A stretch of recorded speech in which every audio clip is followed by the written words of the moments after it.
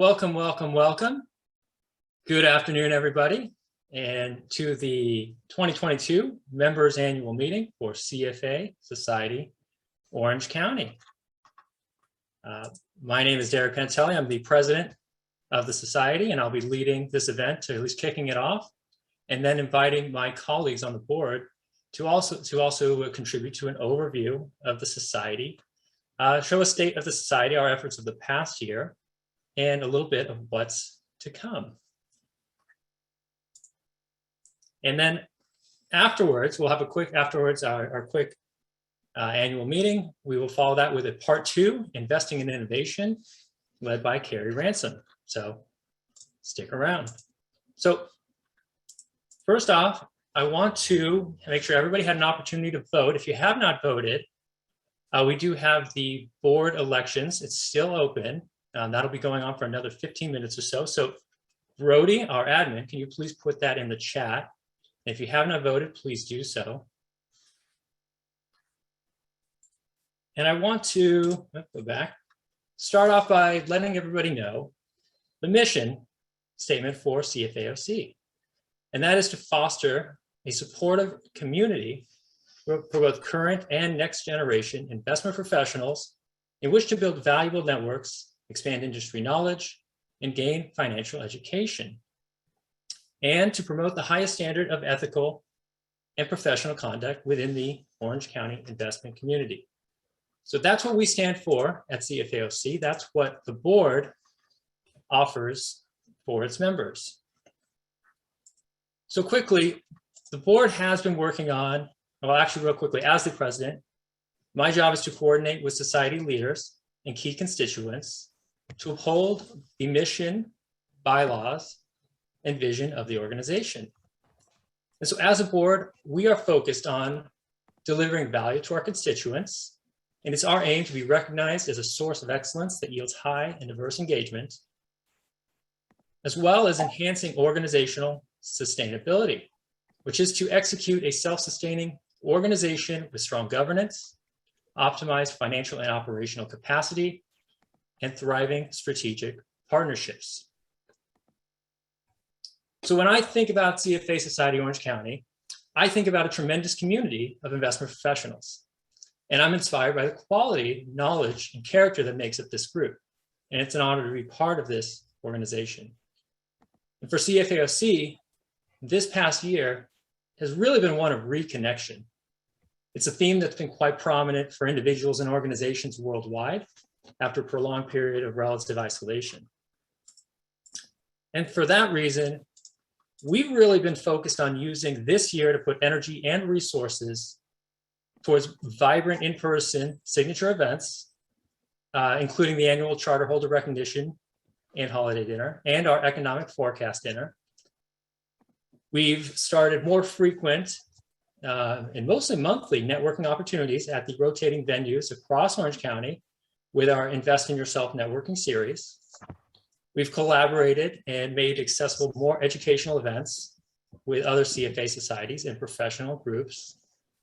And as I said, we've been strategically focused as a board to deliver greater value to our constituents and enhance our long-term organizational sustainability. So whether you're in the early stages of your educational undertakings, a newly minted charter holder, or a longstanding member, we're excited to support your aspirations and your journey. And we will continue to reconnect with upcoming events for education and professional enhancement. And we look forward to helping our community thrive. And with that, I'm going to transition to membership so we can talk a little bit more about who our community is. I'm going to introduce Priyanka Shukla, co-chair of membership, to lead this part of the presentation. Thank you, Derek, and welcome everyone. So as you heard from Derek, we are here really for the membership. We want to make sure there's ongoing value for our members, and we love hearing from you and would love to see, what else you'd like us to do. So just talking about the membership committee, I and my co-chair, Matt McGill, who is not here today, but does a lot of the work for the society. Right now, our society, you'd love to hear, has 708 members. Last year, we welcomed over 60 new members. So thank you and welcome to our new members. And very importantly, and something we are proud of, is that over 200 of our members have been with us for over 10 years. This is really a reflection of the close-knit Orange County community and our ongoing support of each other. As you know, the last couple of years have been difficult with the pandemic, but we have begun to introduce more in-person events, making sure that everyone stays safe, but also that there are opportunities for adding ongoing value to everyone. Some of the things that you may have seen come through on our emails, or perhaps some of you have had an opportunity to attend, are just the networking and educational events, just like Derek was talking about. We've also introduced a career mentorship program for students. So this is, for our next generation and our students to come in, get mentored, learn about the field. And lastly, something that's very important to us is volunteer opportunities. This is a great opportunity for everyone to get engaged with the society with as little or as much time as you have. We love to have volunteers. So if anyone is interested, would like to learn more, please reach out to any of us on the board, and we would love to have you as volunteers. On the next slide, you'll see that our membership retention rates have been also consistently high. They've been tracking in line. So on this chart, you'll see on the top line is our society, Orange County, and then how the membership retention rates compare. The retention rates did go down last year in line with what we saw globally, but they've hovered around 90%. And that's something we are very proud of as well, that a lot of our members continue. One thing to note is even members who have not continued, a lot of them have left the area. So that's understandable that they're not with us because they're no longer in the area. But with virtual events, we do have members join us from various other parts of the country as well. So that's something we are very proud of. And then on the next slide, you'll see just who are some of our top employers in Orange County. So the usual suspects: Allianz, that's PIMCO, Pacific Life, Green Street, Capital Group, Bank of America. Those are just some of our employers. So in closing, I just want to say that really we are here for our members. As Derek mentioned, that is our mission. We want to provide not just value in one event, but ongoing value to you, bring content and networking opportunities and support that's ongoing and that serves your needs. So we would love to hear from you on what you would like, or if you'd like to volunteer, we'd love that. Please reach out to me, my co-chair Matt, or to any of us on the board. And with that, I'll turn it over to my colleague, Chad. Thank you. Thank you, Priyanka. So really, as a treasurer, I'm here to oversee. I don't want to read everything on the slide directly, but to oversee the society's funding, reconcile our balance sheets, and really approve all of our programming to make sure we're bringing the best value to our membership. It's been really a pleasure to be, honestly, it's the interesting thing, a treasurer during the pandemic, because the cash flow has been good and we don't have a lot of expenses because things have been virtual.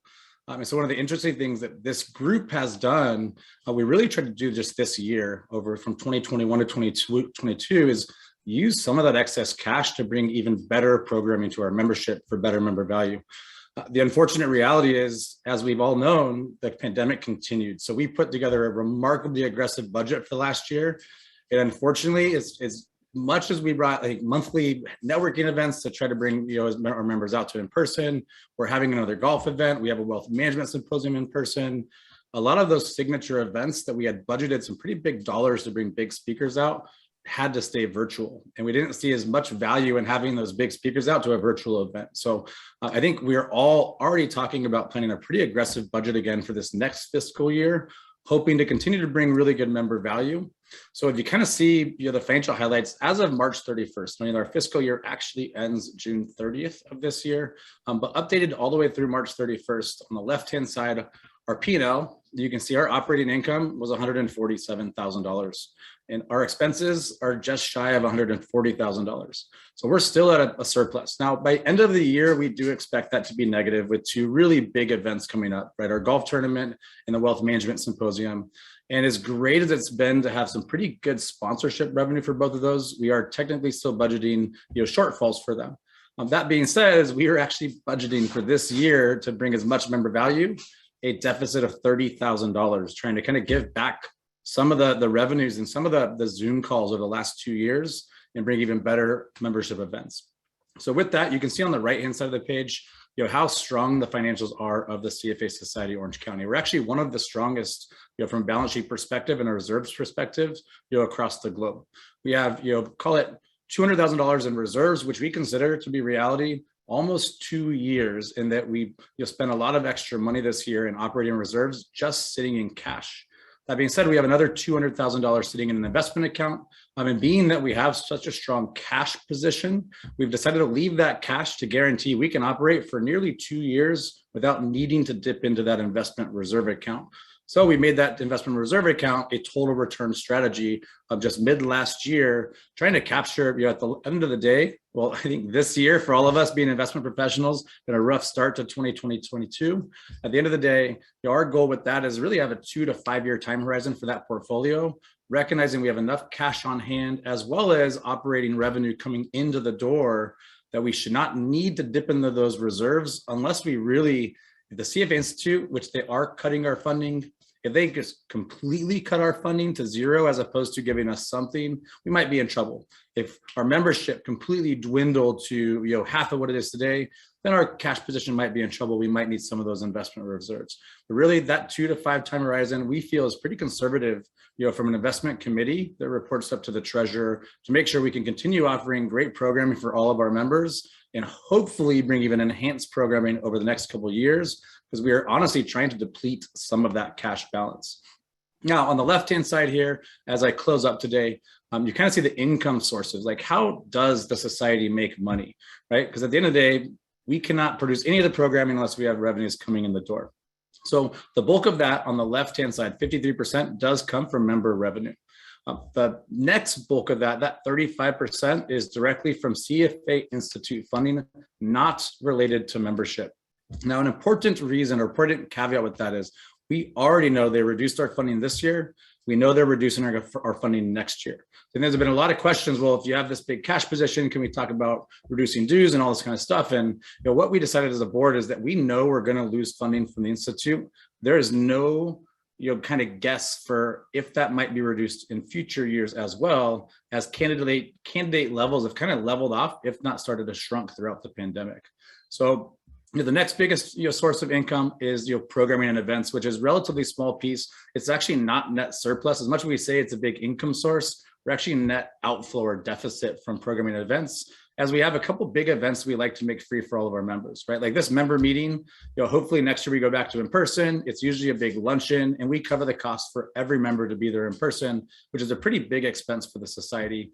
Most of our other big events, actually dinners and luncheons, we try to subsidize the cost for our members, at least covering a portion.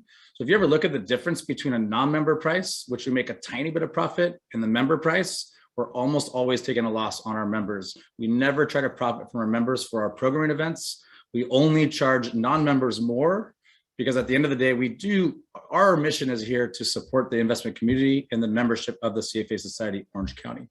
The right-hand side, you can see all the biggest expenses. Like I said, programming is always the biggest expense source for the society. The second biggest one is the administrative cost. I know there's always a lot of kind of eyebrows or questions around why is that such a big cost? And I think from our perspective, something to consider is the administrative support for the entire society as a whole. So our admin team, Brody and his team, are here to support all the board to make sure we operate efficiently. They help run all of our financials to make sure at the end of the day, we are volunteers. And at the end of the day, this is basically running a small size organization. They're there to support us. They're also there to support all of our programming efforts. So that biggest expense of 55%, without Brody and his team, we would be unable to facilitate those, as well as we hopefully think you all think we facilitate those events.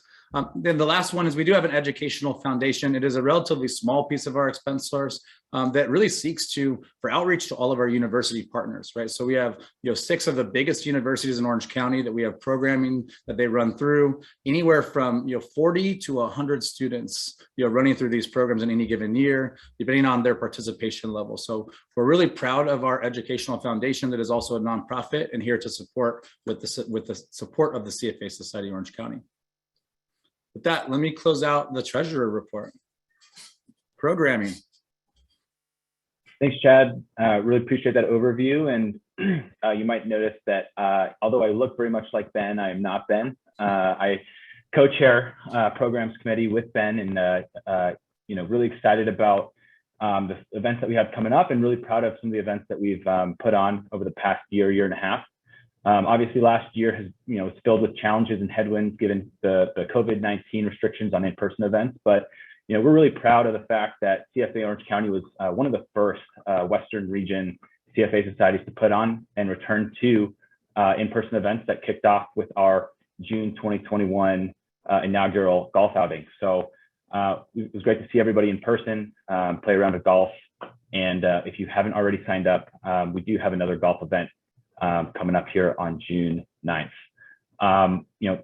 Although we love the social events, those were probably the ones that we were most excited to get back to, so we could see all of you. Part of that was the Invest in Yourself networking series, where like-minded professionals and individuals could get together, share thoughts, share ideas, learn what's working, what's not working, share challenges, and ultimately foster a collaborative environment amongst our membership. And although we love the social events, another component of what we do is educational events. And so a lot of that comes from our strategic partners with sponsorship firms that provide subject matter expertise. They provide some of the awesome speakers that you've seen in the past. And we really couldn't put on the awesome events that we do without their participation. So with that, I'll go to the next slide and show you just a couple of highlights from some of the events over the past year. On the top left, top right, and center bottom, you see a lot of smiling faces and people having fun at the social events. The bottom left, you'll see a picture, a snapshot from our economic forecast dinner back in March.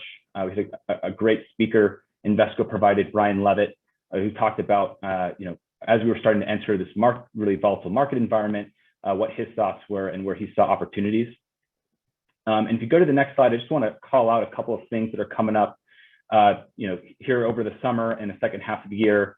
Obviously, we have done a lot of really fun, and enlightening events year to date over the past 12 months, including baseball, golf outings, lawn bowling, some professional development opportunities. Talking about crypto, ESG, and the evolving landscape there. But the ones that I think this summer that you definitely want to keep in mind, if they're not already on your radar, is the golf outing on June 9th and the Wealth Management Symposium, which is a full day educational event at the Hyatt in Huntington Beach. We'll have a few different panels on everything from women in investing to blockchain and digital assets. So it won't be one that you want to miss. So with that said, I will pass the mic, and we have Paisley talking about the Education Committee. Awesome, thanks. Hi, everyone, welcome. I do want to mention who you've already met. Chad Narani is also a part of the Education Committee alongside myself. He oversees our Investment Research Challenge. I'm kind of more supporting our Student Managed Investment Fund, but nonetheless, all of this rolls up into what we call the Education Committee, which is our goal to really give back to the next generation of CFA charter holders and really to help connect our local employers to this amazing pipeline of candidates that we have graduating and entering the industry. Super exciting. So this is initially why I got involved in the society. I think it was over 6 years ago now. I went through a similar program. So anyone out there, my first call to action would be, if anyone is looking to give back to the next generation of students, get involved, or looking for amazing talent in the Orange County community, please don't hesitate to reach out to Chad or myself, because we can definitely connect the dots. The Education Committee has several different components. I just mentioned 2 programs, which I'll provide more detail on in a moment. But we also are bringing in investment experts, volunteers, employers for university visits. We're doing career panels, bringing resources really, and that full kind of feedback loop of the CFA Society's intent to not only help our members excel in the industry and educate through the CFA program, but also to bring some of that knowledge back to those that are learning themselves. We have review courses that we host alongside Kaplan Schweizer. We've also just launched the Women in Finance Committee, a student to professional series. We just had our first kickoff event on Cinco de Mayo. It was really cool to be able to speak with both students who have just entered the industry, as well as some of us who are a little bit more seasoned, to really talk about how we found success, how we've leaned on our networks, but all of that kind of falling under the educational committee. And then of course, networking events. So we just spoke briefly about some of the happy hours that we've hosted at the society level.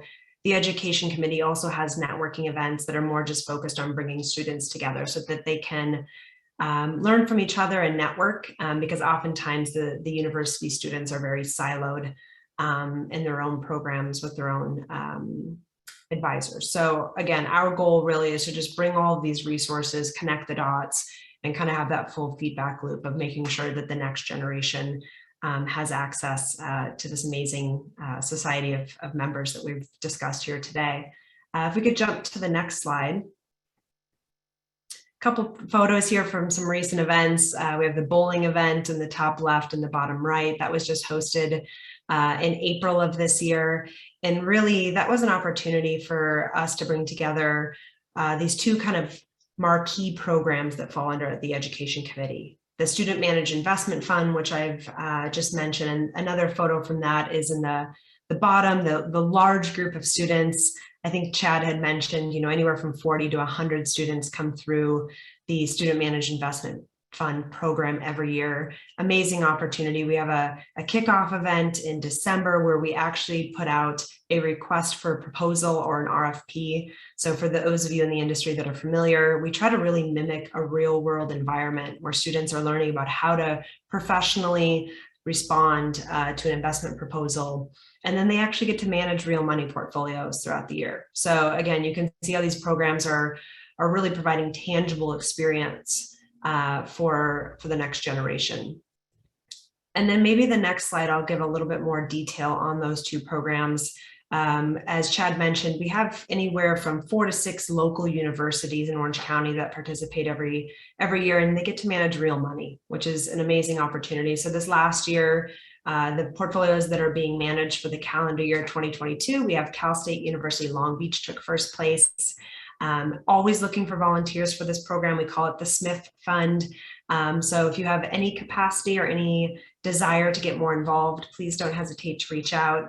And then we also have the CFA Institute Investment Research Challenge. So that's technically hosted on behalf of the broader institute, but it is put on directly here in Orange County. And then the student teams that rank first go on to the next round. Chad has been instrumental in really driving that program over the last decade or so. So with that, I will pause, but I will say again, any opportunities to get involved, please don't hesitate to ask. And so the last comment that I can make is scholarship. So we talked about how we can give back. The Institute scholarships are actually led through the CFA Institute, so you can actually go onto the website, but wanted to definitely highlight this for anyone looking to take the exam. The next deadline is June 13th. So don't hesitate to jump on the website and get more information on some financial support for the exam taking. And that's all from the Education Committee.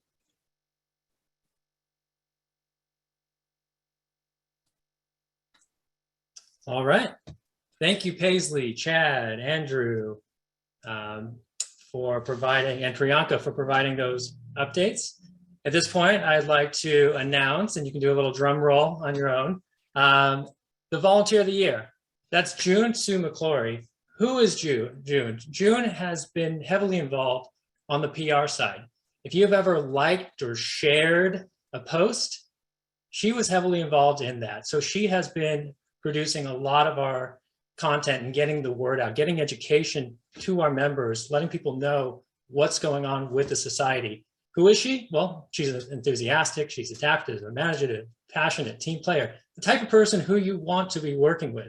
So thank you, June, for taking on this role. Congratulations. If you're asking, what do you get if you're the Volunteer of the Year? You actually get a nice meal in Mastro's, at least this year. So congratulations, June. Take you and your spouse out, enjoy, celebrate, and just thank you so much for being a part of the society, for joining us during board meetings, for staying involved. You're welcome to comment in the chat. I don't want to put you on the spot. We can chat later, but I did want to say just thank you for all that you've done. And if you on this presentation are interested in being the volunteer of the year, probably helps to volunteer. So we'd love to hear from you and get you involved as well. And then lastly, we've had the voting, and I've just gotten word from Brody, who's been keeping track of the proxy votes and the voting that's occurred during this meeting. And I would like to announce the confirmation of Barry Grossman for being reelected to the board. He's a vital part of our board of directors. He's been involved as the president in many other roles. He's really key for our strategic efforts. We're excited to keep him around for another couple of years. Congratulations, Barry. And thank you all who voted.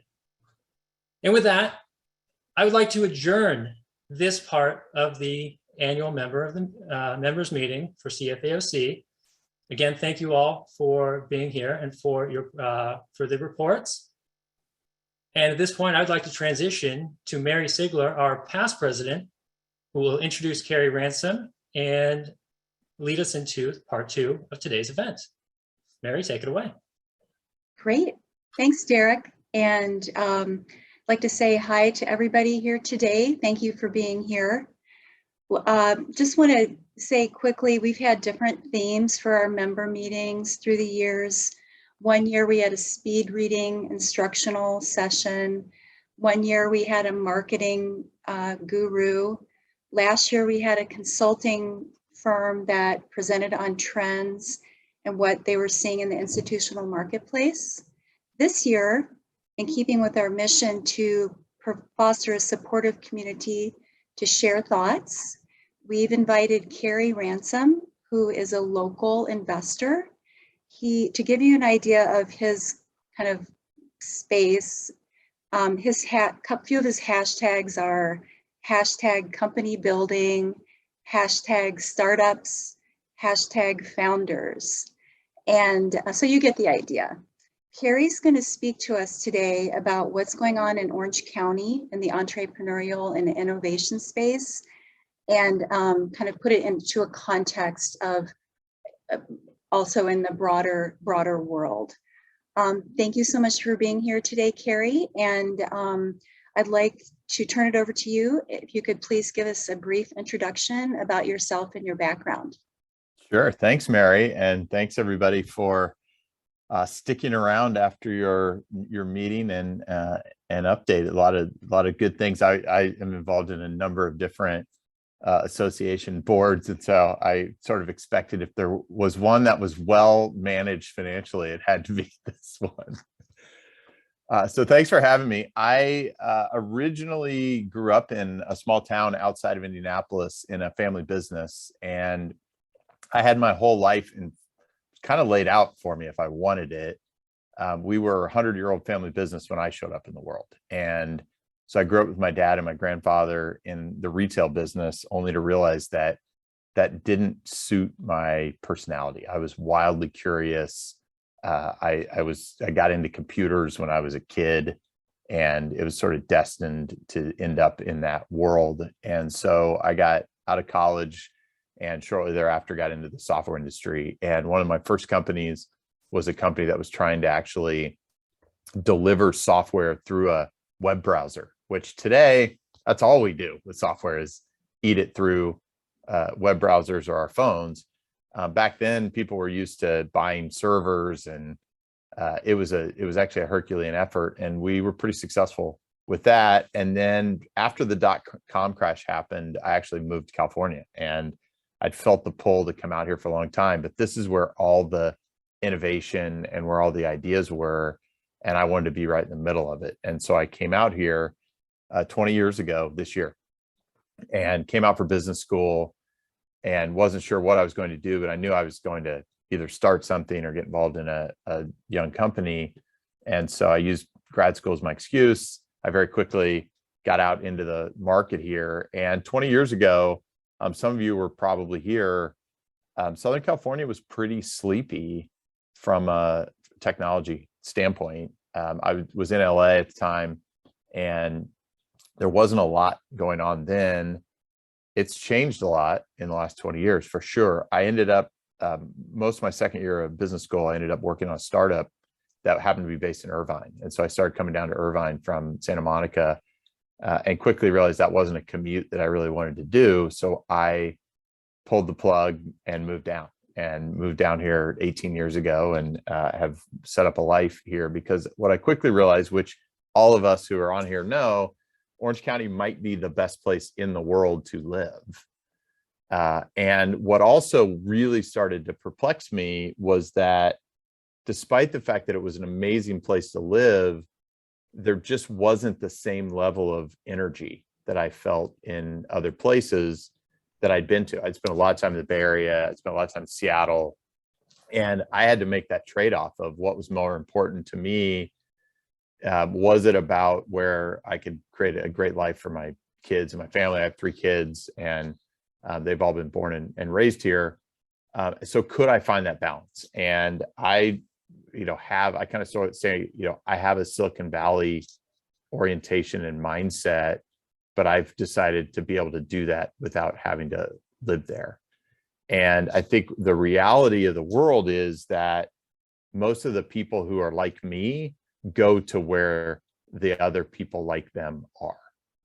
And I think that is what the data has borne out. And that sort of leads me to, I think what Mary and I wanted to talk about today, which is Orange County is literally on the precipice of where it can go in the next 20 years. And what I really am trying to help push forward is a conversation that those of us who care about this community understand the implications of our decisions, because Orange County right now is on the path to becoming what I would call domestic Hawaii, which is a great place to visit, a great place to retire, not a very dynamic place. And that's what is really happening right now. And unless we figure out how to sort of attract those innovators and those company builders and those people who can build the companies of the next era, we're probably going to end up becoming a sleepier and sleepier economy. And people are going to continue to gravitate to the other places where the innovation economy is. We're not without that. And it's interesting that we're actually surrounded by it. LA and San Diego are both doing pretty well. At this point, we're getting a little bit of the residual from that, but the data is not great. And I think that is what we have to, as a community, have to decide what we want to do. And I can get into more details on that, but hopefully, Mary, that gives you a sense of my background. I've been a company builder most of my life. I've done 9 startups in operating roles. I've literally had every job, raised hundreds of millions of dollars of venture capital, almost all of it from outside of this area. And that is part of the problem, that the capital might come here, the capital doesn't stay here. So from an economic standpoint, the way money flows, people here don't tend to invest in those kinds of activities. And therefore, that when that money multiplies, it doesn't stay. And money doesn't get reinvested here. About 2.5 years ago, I started a venture studio where we are first check, hands-on, getting involved in early stage companies and trying to create a little bit more of a center of gravity around that topic here. And I think there is a positive energy. I'm seeing it at places like UC Irvine and Chapman, but it is a topic that needs to be more broadly discussed in our county, and it doesn't show up nearly often enough in the pages of the Business Journal or the Orange County Register, or any of the sort of somewhat weak media that we have in this area. So I'll stop with that, Mary. Happy to continue to answer questions, but as you know, I can go on this topic for a long time. Thanks, Carrie. And also, just to let everybody know, we do want to make this interactive, so don't hesitate to ask questions along the way, right, Carrie? You're open Sure. to that, or in the chat, or just reaching out. Let's talk briefly about Operate. What led you to start that?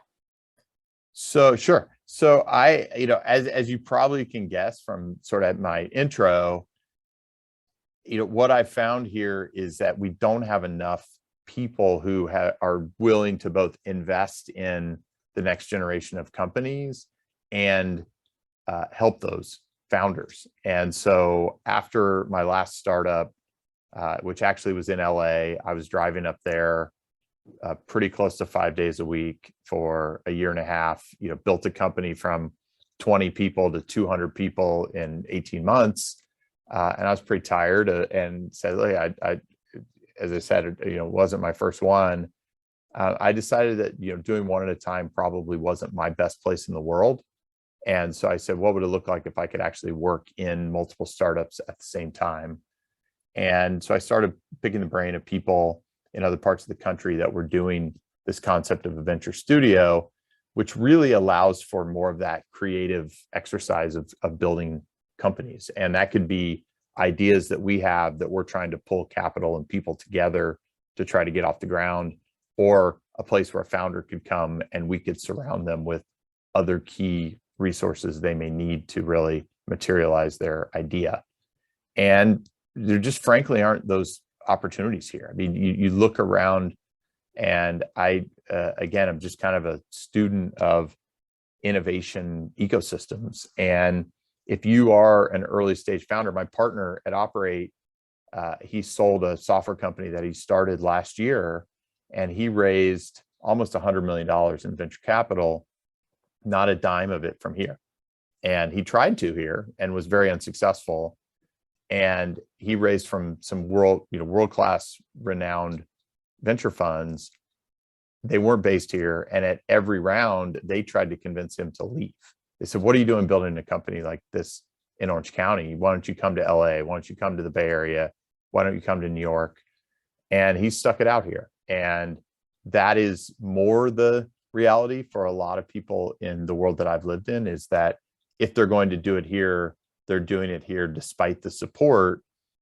What that tends to cause is then you reach that end and you don't feel like you were supported through the journey. So therefore you don't feel inclined to reinvest back, pay it forward. And I think that's the kind of cycle that we're trying to break. And we said, look, if we can come in and be super early and help them get off the ground and create some amount of gravitational force here, we can make sure that when they're successful, that creates a virtuous cycle to help the next set of founders who are going to need that help. And that has been what's proved to work in other environments. You're obviously talking about it and doing it in the work that you all do.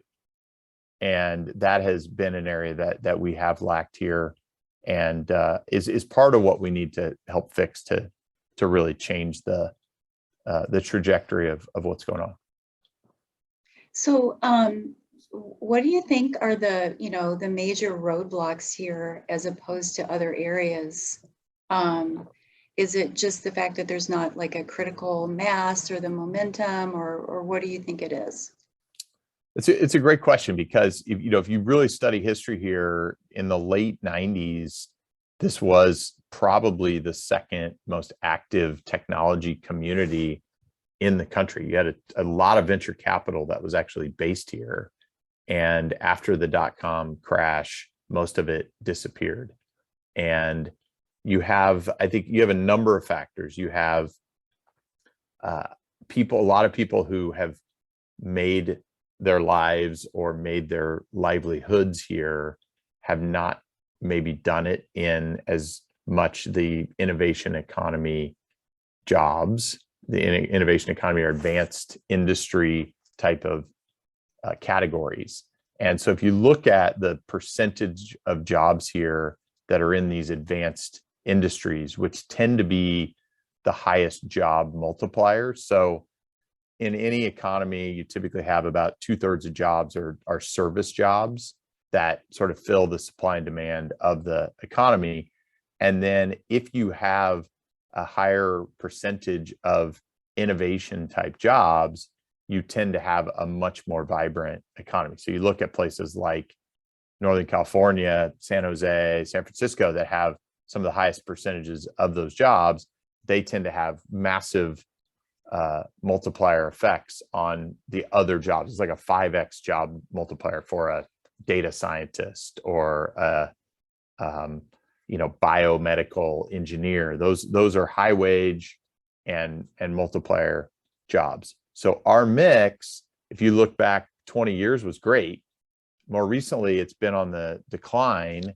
And if you don't have companies that are actually birthed here, then you don't have enough critical mass. We've had some of our best technology companies like Broadcom, like Allergan, that have ended up getting sold. Then the amount of new jobs that get created from those don't actually replace or multiply that.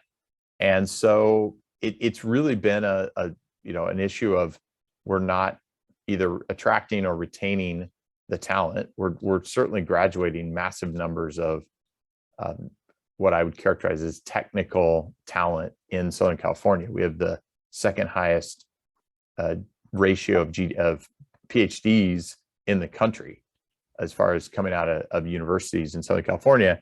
They just don't tend to set up shop in Orange County. And those are some of the things that are causing this. And people like to point at affordability, and affordability is a real issue if you're in a service job that isn't producing a high enough living wage for you to enjoy a high quality of life. But if we don't have enough of the innovation jobs, that is what creates the high enough wages for people to actually live here and contribute to the economy here. So what's happened in Orange County to a large extent is we've ended up starting to get a lot more second home, retiree, or investor type, holders of real estate, which again starts to further hollow out your local economy, because those people aren't here all the time. They're just coming here to sort of spend partial time. And so some of this is state level issue, of course. So there's only so much we can do, but I tend to look at the ground and say, if you can get people excited to start a company here, build a company here, that's where you start to really, and feel supported to do so. That's where you really start to see those blossoms bloom. Interesting, yeah. I did have a question that has come in on the chat. I'm just going to read it. Do you believe that the COVID-19 pandemic has begun a trend of younger professionals, the business builders of the future, leaving the congestion of the large cities and spreading to places like Orange County now that they can more easily work remotely? Yeah, Ben, great question. And I think the hope is maybe, although I think there's a guy named Enrico Moretti who wrote a book called The New Geography of Jobs 10 years ago, and really has sort of identified these three Americas, the ones that are on the rise, which tend to be these deep innovation talent pools. And this was obviously written well before COVID. He's been interviewed much more recently on his point of view, and what does he think COVID has changed that trajectory? But he views three Americas, of the sort of the lost America that's not coming back. And these are, things of cities and areas. My hometown, I would call that. It's not big enough. It hasn't figured out how to reinvent the economic base of the city. Indianapolis is thriving 45 minutes away. This is not a town that is just too small. And then you have these ones that are they could go either way, and it still isn't decided yet. And I think most of that's going to get determined over the next decade. And he feels like COVID has not actually changed that young people naturally will gravitate to where those innovation opportunities are. And so temporarily, for sure, you've seen some of that dispersion happen, because people could, we'll see. The question is, does a vibrant work from home talent pool, who we've had here in Orange County for a long time? I mean, one of the sort of running jokes in the community that I run in, which I would call generally the startup tech community, was the best way to recruit talent for your startup in Orange County was to go to John Wayne Airport on Monday morning and find the people flying to the other innovation hubs and hold up a sign saying, hiring for a local job. Because, there have been a lot of people here for a long time that have lived here and not worked here. And that's the way I would describe it. Now you have potentially an increased number of those people. If they're still not participating in the sort of the third leg, they could be living here, they could be playing here, but they're not really working here. Does that truly create that kind of interconnected community that you need to build that enduring innovation community that will start to really multiply? I think that's an open question. That there will be communities like that. We're probably more likely to be that.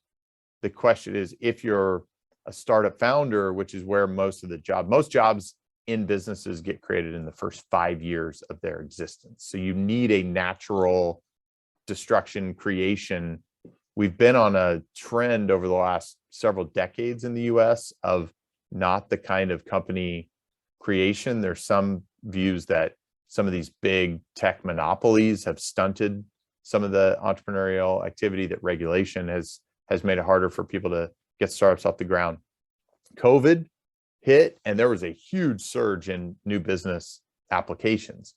A lot of those were people producing masks and new e-com businesses out of their homes. So not a lot of those have produced a lot of employment yet, but there is, I think, a desire. It seems to be a desire in the younger Gen Z generation to control their own destiny, think about being entrepreneurs. So there is a new found entrepreneurial energy.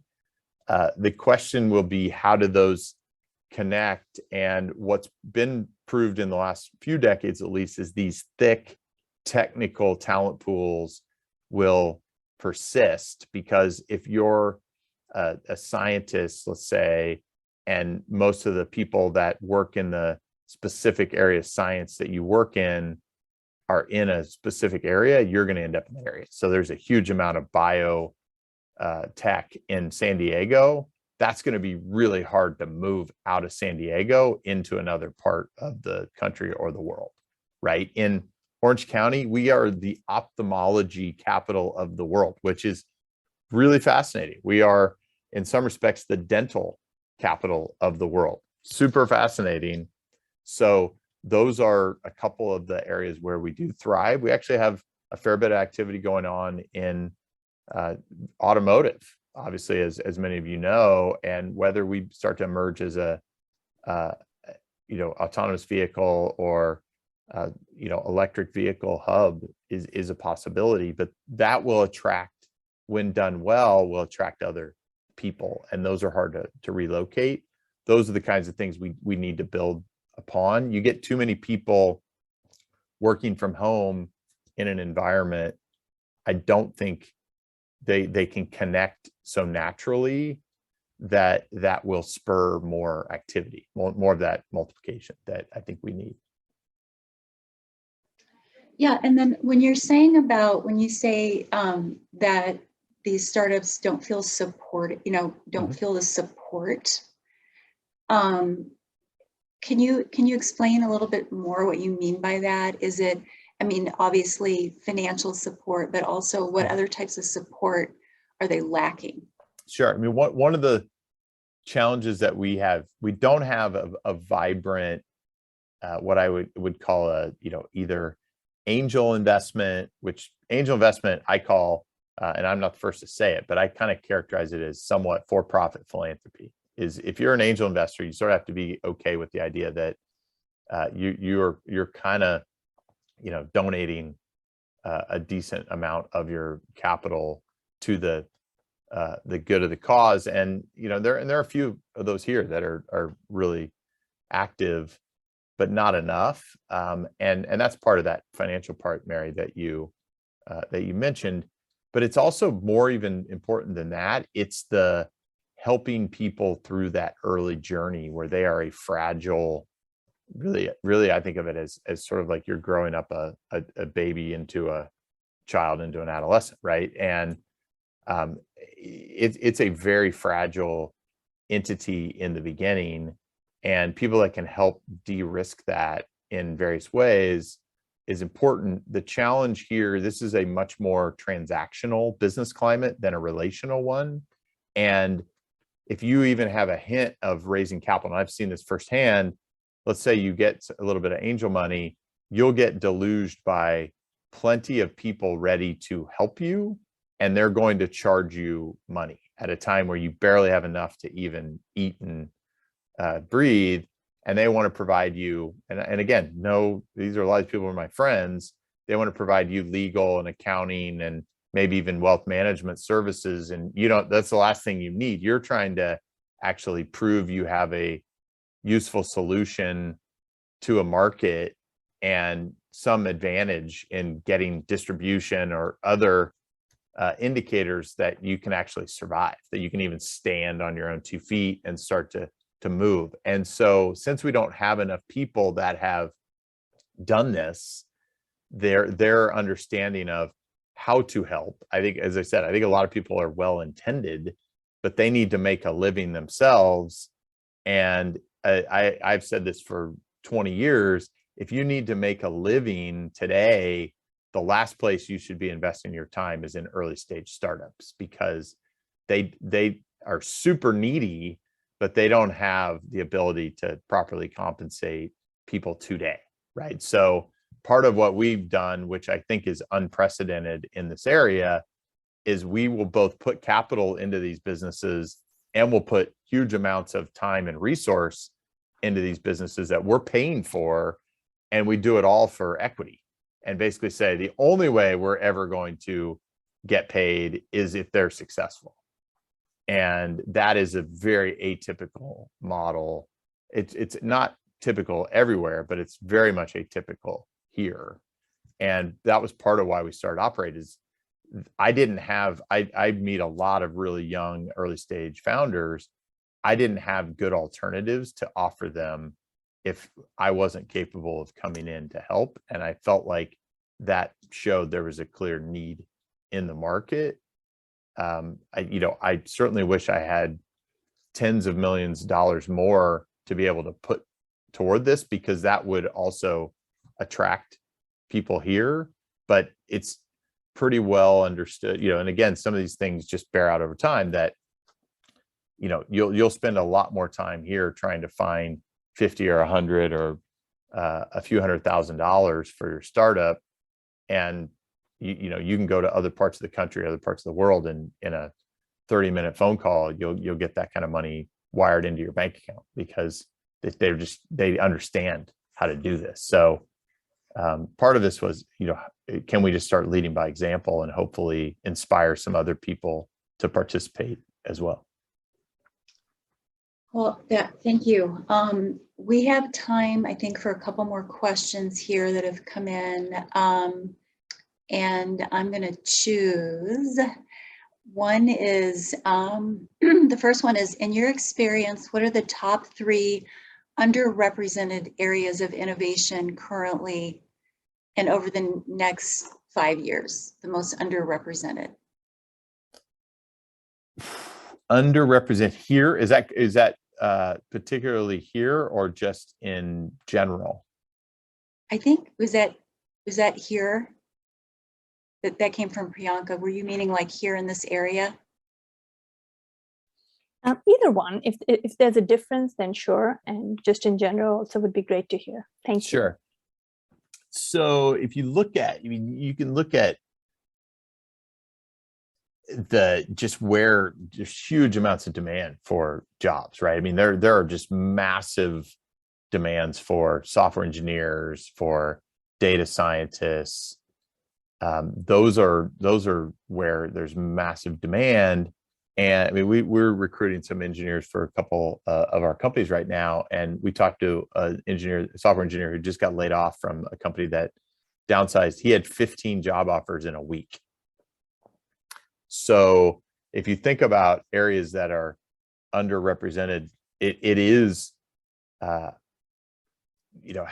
do we continue to educate and train people in the areas of highest demand. So, I have not done a tremendous amount in ed tech or future work, but there are massive opportunities there. I mean, I saw a company today that announced $100 million seed round as a training platform. So some Israeli founders, and you look at Orange County as an example, and we have some great institutions here, but if you go to UC Irvine, most of the computer science or software related students there, they're getting recruited to the Bay Area, they're getting recruited to Seattle, and they don't even know if there are jobs here in Orange County. They don't, they're not connected in. So a lot of what we're missing is connectivity, where the schools and the business community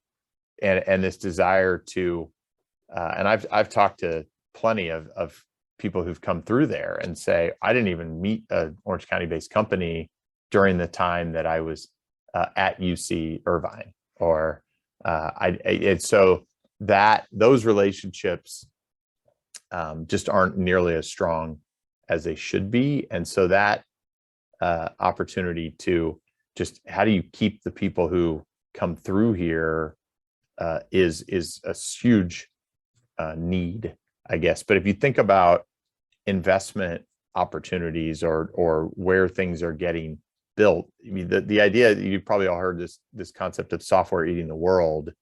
It is still not anywhere close to done, right? And so that will only continue. We have a whole generation of software that's going to get replaced because a lot of it was, I would call it simple workflow automation. It's now going to get layered in with that and intelligence, so that it will continue to improve, not just automate process. And then with that, you're going to also start to get all kinds of machine to machine type interactions starting to happen. And so that starts to uncover. I'm very active in the financial technology world, or fintech, as you probably have heard. And that is an area that, again, I think almost a third of venture capital went toward fintech related businesses last year. In the last couple of years, it's just been enormous amounts of money because there's so much opportunity there to start to put software in. And you think about, how do you process a less than a penny payment that could be because one machine is serving another machine, and we don't have current infrastructure that allows us to process these micro or nano type transactions. And so how you continue to interconnect those things is the kinds of, I mean, that's where I see just, huge opportunities on the horizon over the next. So, the big topics that you hear about, like machine learning, AI, robotics, and I would say things around, we're doing some things in Web3 or decentralized finance and that as well. I think that is emergent, but still pretty young. And I think we're going to see a lot more of that over the next 5 years as true use cases start to warrant it, as opposed to some of the nonsense that we've seen in some of the early phases of it. Excellent, very interesting. I'm going to close us out, Carrie, by asking you, what is the most surprising thing that you learned over your journey to today? The most surprising thing, for me, I would say personally, the most surprising thing is the more I learn, the more I realize how little I know, is probably the most surprising thing. But that's what just excites me to get to do what I do every day. And, having been in as many industries and businesses as I've been in my career, I've been very fortunate to experience a lot. And I had an opportunity to go into a family business and effectively have a pretty guaranteed success by just showing up for my entire career. And that terrified me, that that would be what I'd be doing. And so I kind of went almost to the opposite extreme. And so I have a pretty much I'd say insatiable or unfixable appetite to learn. And the more I learn, the more I realize how little I actually know. And so I think that's probably it is, I love it. Innovation is not going to slow down. And as much as we get comfortable, I think that's the moment that we're in trouble. And that's my fear for Orange County is I think that this is an amazing place to live. But as I remember telling my dad, we've been in business for 125 years. I'm not sure the world is going to guarantee us 10 more if we just keep doing what we're doing. And I think here it feels like most people are pretty comfortable and pretty okay with how it is. And it's not going to stay the same just because it's been this way. And I don't think the world cares, but it's up to all of us to say, I want this to continue to be awesome for my kids and their kids, because I can tell you from all the places I've lived and been, this is the top of the mountain. So why do we want to give that up? Like, we should be reinvesting in that, not letting it deteriorate. Well, definitely gave us all a lot of food for thought, and we really appreciate you being here today. Really, thank you for taking time out of your busy schedule. Of course. And anything for you. Oh, well, thank you. And I also know the more I learn, the more I know that I don't know anything. So I agree with you on that one, of kind of paraphrasing what you said.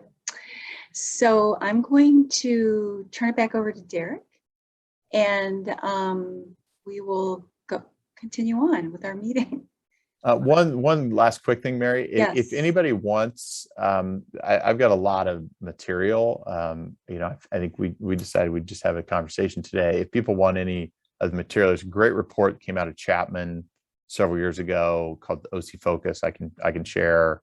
I put some other materials together that I've presented around the area on kind of the state of where we are. So if anybody wants any of that, I'm happy to share it. So just reach out. Yeah, and Okay, on that, yeah. Gary, we can chat afterwards, but I would imagine our members would want to see anything that you think is shareable and ready for consumption. Sounds And good. I'm sure we'll have lots of questions once we take a look at that to follow up with. And we'd love to see you at one of our networking events, and then we can continue the conversation there. But thank you. Thank you for your time and for your expertise. Obviously, look forward to having more of the same. And thank you to everybody who was able to join us on today's event. Just thank you for being a member. We're committed to providing value, and we're looking forward to seeing you at the next event. So enjoy the rest of your day. Take care. Thanks, everyone.